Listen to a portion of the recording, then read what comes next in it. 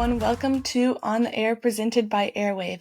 I'm your host, Sydney Smith, and I'm here with physical therapist Simon, and he was a three-sport athlete himself, has worked with Division I athletes at Purdue University, and has spent the last 7 years teaching and working with patients on injury prevention, neurorestorative rehabilitation, and post-operative physical therapy. First, thank you for joining me and taking the time out of your busy schedule to do this, and sorry about all the troubles last time. That's quite all right. I'd like to start hearing, I guess, how you got into physical therapy and just your story with that and any more about your expertise in that field. Sure. Yeah, I grew up working in physical therapy clinics. My aunt was the director of a PT clinic that had locations in Louisville and in Evansville, Indiana. And I actually traveled between those two offices between high school and college and worked doing everything from transcription to filing to assisting as a physical therapy technician. So I kind of got to see the ins and the outs and the front and the back of therapy. And then, once I got into college, I played football the first couple of years and then ended up coming onto the team as a coach, as a paid coach my junior and senior year. And then, I knew I wanted to do something in the medical field because I enjoyed helping people and I loved interacting with people. But I didn't want to go to school long enough to be a medical doctor. And so I picked the route of physical therapy. I felt like there was a lot of versatility to it. And so I applied to one PT school and was fortunate enough to get into that PT program. And so I've always kind of figured out what I wanted to do and then just focused on that. And that's where it took me. So that's, I think a lot of people have injuries and things like that that lead them into therapy. But I didn't have any specific injury that led me down that physical therapy track. It was just a good option and a good opportunity, I think, at the time. I've seen a lot of changes happening in healthcare from the way we get reimbursed to the opening of cash pay clinics and a lot of opportunities within the sports realm. And so I think there's been some unique avenues we've been able to navigate here in the area. So it's been a fun profession so far. Since you were in football yourself, do you focus more on athletes at all? No, not necessarily. Yeah, so me personally, my first few years in therapy, I bounced around a little bit. I tried everything from skilled nursing to sports therapy, working with some collegiate teams. I worked with Purdue for a little bit of time. And I kind of found myself in the injury space, meaning that if you had any type of pain or injury, we would take a look at it.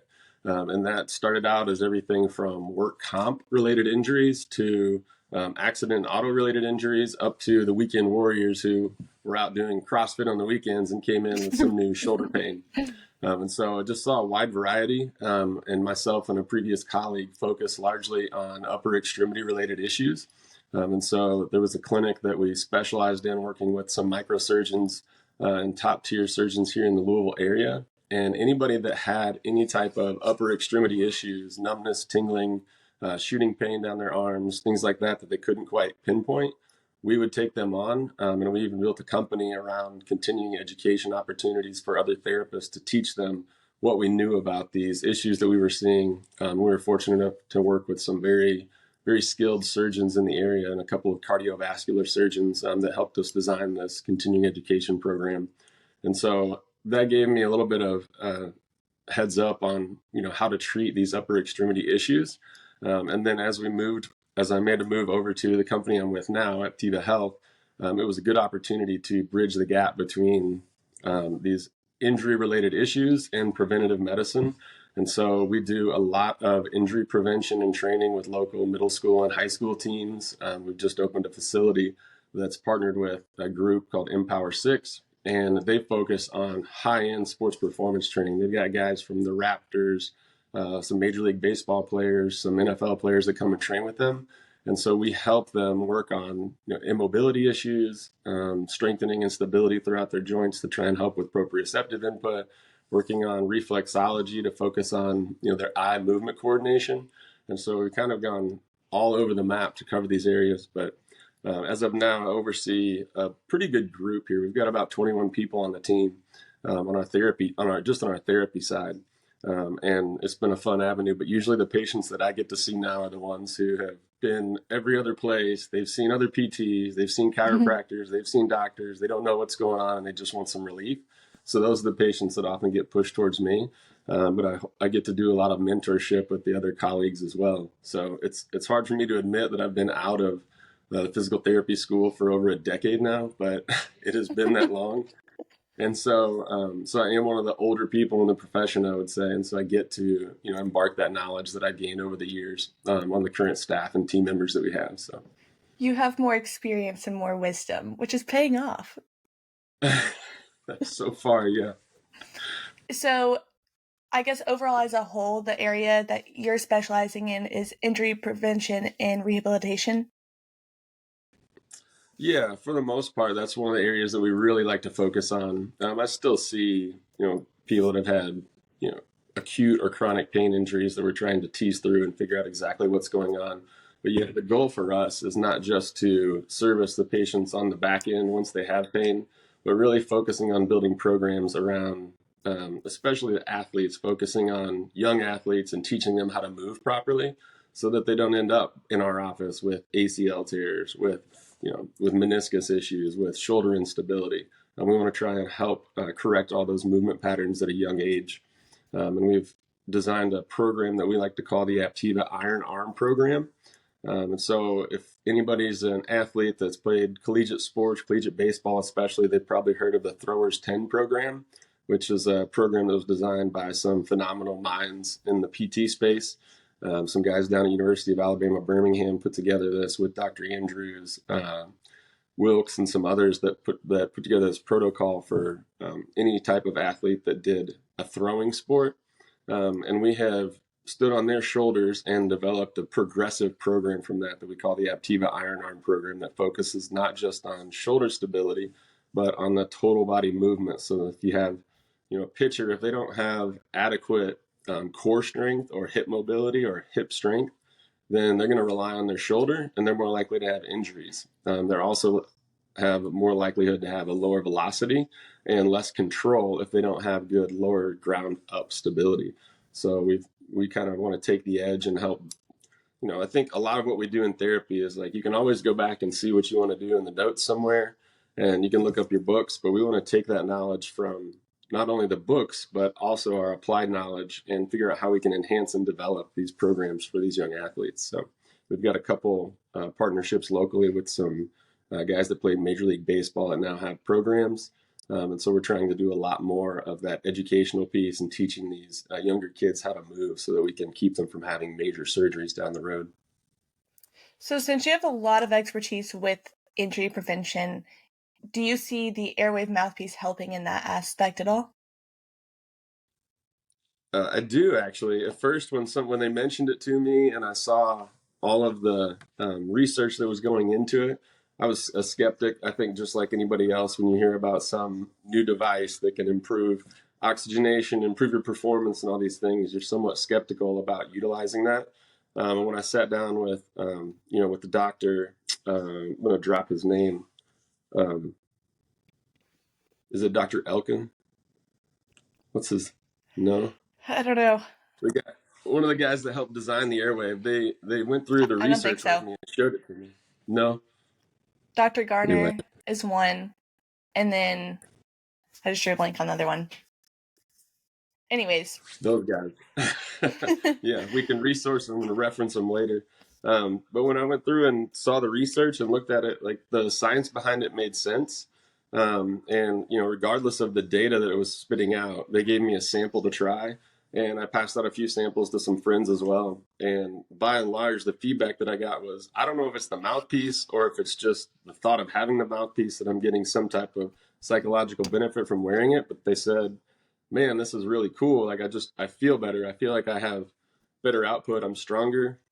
I have a fellow PT who is a renowned teacher in the field of dry needling, and he wears it when he cycles, and he's a mountain biker. And he's like, dude, not only am I hitting PRs, but if I don't have that mouthpiece in and I'm rattling through these mountainsides, it's like I feel like my brain is in there just shaking. And so it's like, it's like I don't know if I can explain the science behind it, That's so but cool. it feels better. Yeah. And so anytime something like that comes up, I want to look into it more. And so I started wearing it myself. I really liked it. I noticed that I felt better and more relaxed. And then as I dug more into the research behind it, it just made sense. My father-in-law was one of the first men from Kentucky to complete the Kona Ironman. And he was telling me, the reason I tell this story is because the mouthpiece forces you to push your tongue forward in your lower jaw so that it opens your airway. And he was taught by trainers back in the day when he was training for that, that any endurance athlete would actually force themselves to push their tongue to the bottom of the back of their teeth to open up their airway as they were running. And it helped them relax their jaw and open their airway so they had better output. And so this mouthpiece essentially was training you to do that. And so I thought that was pretty interesting. And then as we looked at more and more of the data, and I found an article, I think it was from, I think it was posted in a sports health magazine from 2022, but they looked at jaw clenching and sports performance and output. And so even though they couldn't give you a specific percentage, like they couldn't say it's 22% of mouth clenching that gives you X, Y, and Z, what they found was a high correlation with a clench of 0 to 50% on the mouthpiece improved your overall ability to show improved joint motion, to have better flexibility. And then once somebody broke that 50 to 75% threshold, they started to see an increased activation of muscles, both that you're working and the antagonist muscle opposite of that joint, that would activate more and more. And so when you hit a maximum, they call it an MVC, a maximum voluntary contraction, where you're squeezing that jaw as hard as you can, then you get maximum output of muscle force. And so it was a really good research study that kind of gave good indications as to why the AIRWAAV could be so successful. And it's something that honestly I'd love every patient that came in the door to have one. There's a scientific process called reciprocal inhibition, and I even get confused and I try and explain it, but I'll try and make it as simple as possible. When you're moving your shoulder, let's say you have shoulder pain and you're moving your shoulder throughout that range, if you hit a point where there's pain, your brain is now trying to slow down that process and trying to keep you guarded from going into that pain threshold. And when you gently clench down in a mouthpiece, or even just jaw clench in general, it allows for better mobility because it slows down that input to the brain telling it that you're in pain, and so you have better mobility. And so that's why when you see some people do a pre and post test with and without the mouthpiece, they'll have better flexibility and better range of motion, and it's largely due to that reciprocal inhibition. And then as they, if they were, the counter to that is if I'm bench pressing and I wanted to put maximum force out there, if I clench as hard as I can down on this mouthpiece, then I'm no longer getting that inhibition to the opposite muscle group and I'm not working. I'm now getting input to both muscles, both the bicep and the tricep. And now I'm able to generate more force and, improve the output. And so the science behind it makes sense. So with baseball, for instance, you were talking about how throwers will have a lot of shoulder problems if they're not engaging their core, or I believe you said their hips were tight or not strong enough. So if we take that, how do you see AIRWAAV playing a role in maybe more of mobility in that aspect? Sure, that's a great question. I think it's twofold. One would be training the athlete to gently clench on the mouthpiece as they're going through their warm up or their motion as they're training, so that they have better thoracic mobility, better hip mobility. They're less tense as they move through. And then at the very end of their throwing position, as they come through and they're about to release that ball forward, if they clench down at that point, they'll have a better output as they release the ball. And so not only can they get better joint mobility, but they'll get better joint stability later in their throwing process by just changing the amount of clench that they have on that mouthpiece. That's aside from the fact that if they work out with this mouthpiece, they're opening their airway, they're getting less cortisol, they're getting better oxygenation to the tissue. Oxygenation to the tissue is like the number one thing that's talked about right now in almost all of regenerative medicine and all of healthcare. Is if you don't have oxygen to a tissue, not only can it not perform, but you're creating a toxic environment that's not suitable for growth and development. And so that's, having anything that you can do. And to think that a $50, $60 mouthpiece could change that, it's almost a no-brainer as far as your overall output and function. So AirWave is helping with the mobility aspect of it, but then do you believe that the technology behind it can also help with injury rehabilitation? Yes, absolutely. When we test reflexes on patients, sometimes in order to distract them, we'll have them do what we call a Jurvasic maneuver, where they're clenching their hands together and they're clenching their teeth, and it distracts their brain to allow us to test their reflexes. Well, I think when it comes to how we utilize it in the rehab setting, having that mouthpiece available for them can help improve that overall joint range of motion. As we're working on length tension relationships between tight tissues or loose tissues, I think having that mouthpiece available could improve our ability to help that patient move through these ranges with less discomfort. And not only is it less discomfort, but as they're moving through a better range, the more repetitive they do this and the more they train themselves to do that, the more flexible they become. And then not only do they have the flexibility, but they also have the joint stability and the strength to support them as they go throughout their sport. Are there any other ways that you see the AirWave mouthpiece contributing to performance enhancement for different types of athletes? Yeah, I think it varies across the board depending on which specific sport. And so if you're a power lifter and you want to increase your output, then you're focused more on that maximum voluntary contraction where you're really trying to squeeze and clench down on the mouthpiece during your output. And I think it helps the retraining process for breathing anyway. A lot of us, when we're training for any sport, especially if there's any type of exertion or output, we hold our breath. And so having that mouthpiece in automatically gaps your teeth a little bit and forces you to breathe more through your nose and mouth. And there's a lot of good research that supports that breathing through the nose and mouth can not only help get more oxygenation to the tissue, but it can downtrain some of that limbic system, which is our fight or flight response, and allow people to feel more comfortable as they're moving through different exercises and things like that. So I think it's multifaceted. Somebody is working on like tennis per se, they're not really worried about significant output as much as they are a smooth rhythmic movement. And so as they're working on, same thing with, like, I would say tennis or golf, as they're moving throughout that range of motion, to have that ability to just gently clench down on the mouthpiece could significantly improve that range of motion. We were talking about it just the other day with golfers in general. A lot of golfers, especially as they age, they've got hip issues, they've got old back issues, they don't move well through their mid back, they've got tight shoulders or old injuries.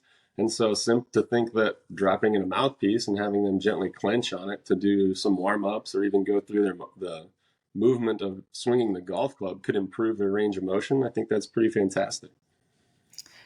So even for your friend that did cycling, what do you think is going on in the body that is leading him to hit PRs and just feel more comfortable while mountain biking? Sure.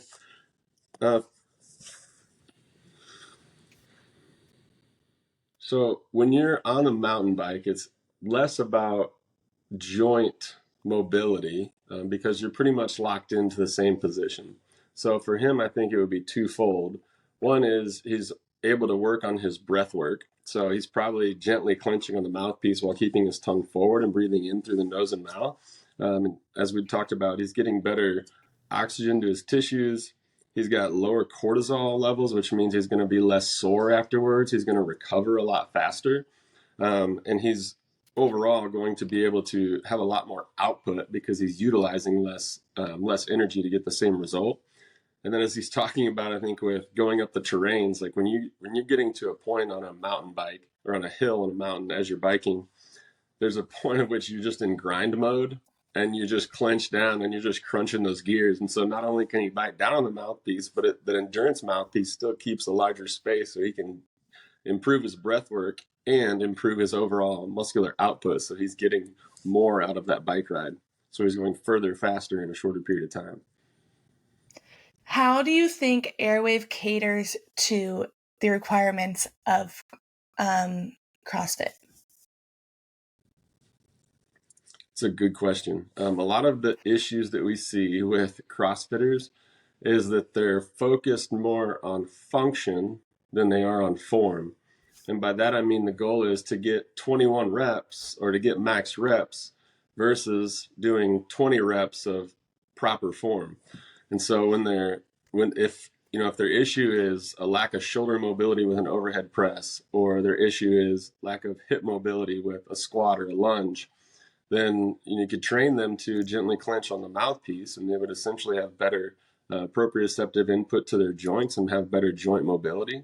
And then, there are points I think where again, you're in grind mode, like watching the CrossFit games when they're on the the rowing machines, just getting after it. Yeah. Being able to clench down on the mouthpiece and use that to generate more force and have more output of more muscular output. I think it could improve in that way. And then, not to mention, as you're training and running, being able to retrain your brain to push that tongue forward and open that airway, then they can definitely increase the ability to breathe more fluidly and get better oxygen to all tissues, especially those peripheral tissues that they're taxing over and over again. And in terms of the cortisol levels, like, there's no doubt that pushing your body to its maximum limits for 20 to 30 to 60 minutes at a time, like some of them are, raises your cortisol levels, and so they're having significant soreness afterwards, and so it can improve their overall recovery. And then I would even have them wear their mouthpiece whenever we're doing their recovery sessions with them. So when they come in for range of motion, taping, needling, all of those things to help them get through and improve that soft tissue restriction, I think having the mouthpiece in and available, and even training with it in as we're doing those movements with them, can be really helpful. And we see all those same benefits play across the board with all the different sports, like we were talking about with baseball and softball, even bodybuilding, powerlifting, whatever it may be. So maybe even in your own life, whatever you do outside of your practice, how do you see AIRWAAV playing a role in your level of fitness?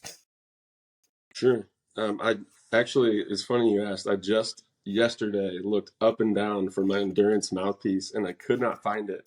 And when I go for a run, if I don't have that endurance mouthpiece, I feel like I'm missing something. And I've gotten to the point where mentally I'm like, oh no, without that, I'm not going to be able to go as fast as I want or as far as I want. So it's almost become a really good crutch for me.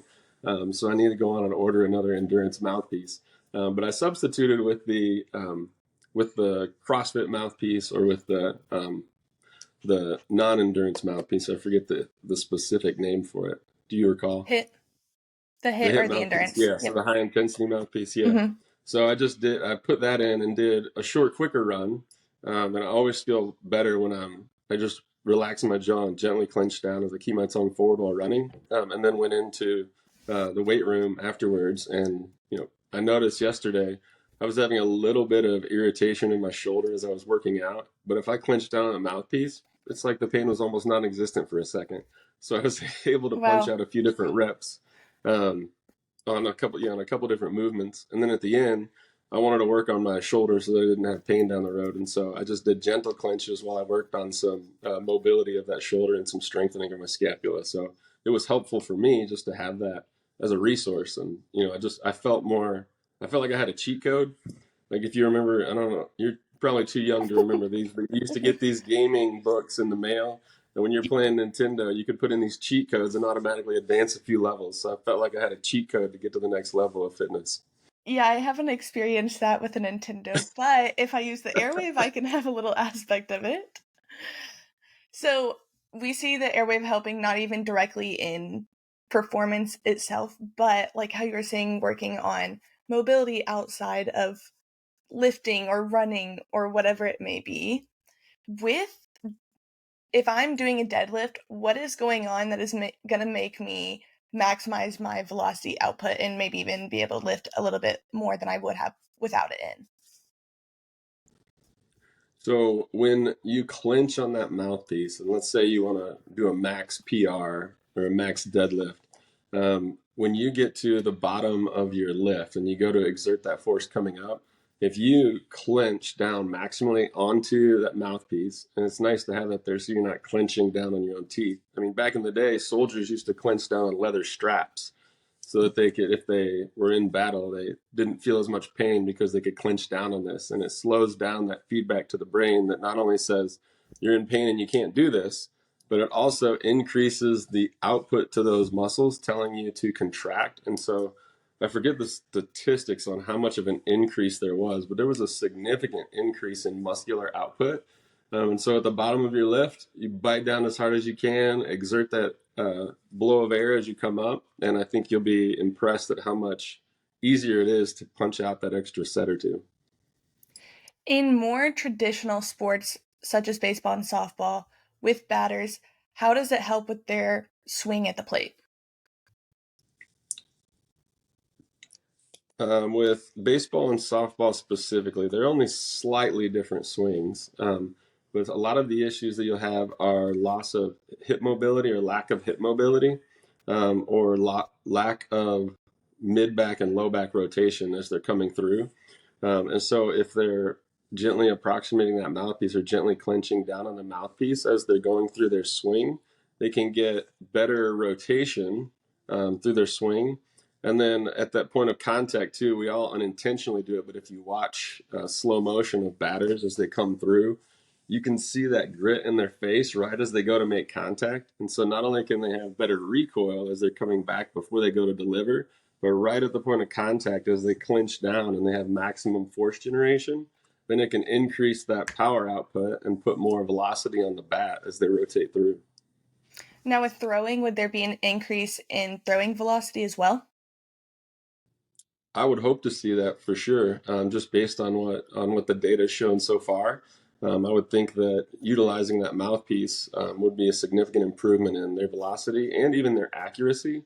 We have a lot of studies that have shown that if somebody lacks mobility in their shoulder, in their hips, in their core, lacks core strength, then they are unable to put as much velocity on the ball because they don't have as large of a windup.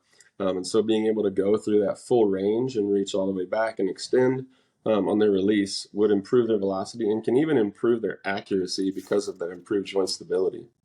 Wow, I didn't know that. What would be the biggest reason as to why someone should try the AIRWAAV mouthpiece?